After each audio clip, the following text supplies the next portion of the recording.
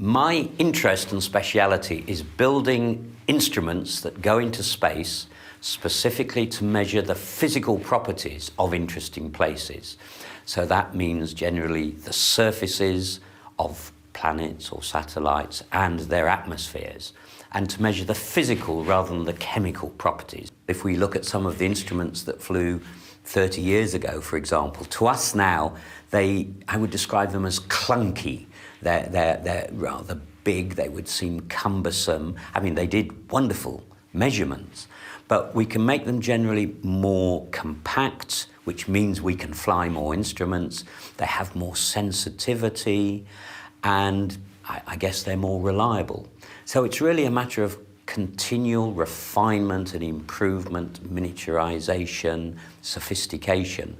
In the world of Icy Moons research, the next big thing is a mission called JUICE, which stands for Jupiter Icy Moons Explorer. It's just been selected by the European Space Agency.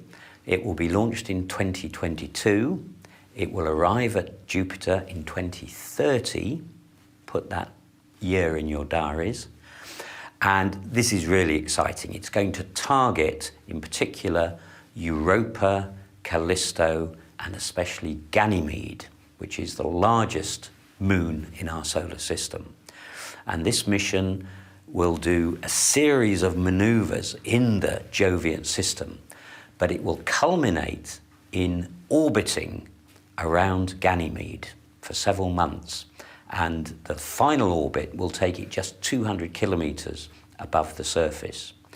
Now, we believe that Ganymede, perhaps like several of the icy moons, possesses a subsurface watery ocean with very sophisticated instruments, including ice-penetrating radar.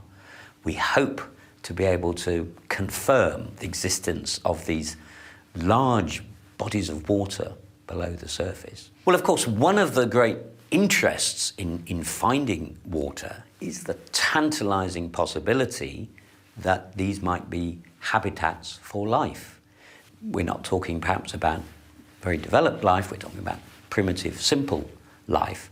But still, if that were to be confirmed, or at least initially, we would just be confirming the existence of these environments, but they're potentially environments which could harbour life. And that would be fascinating.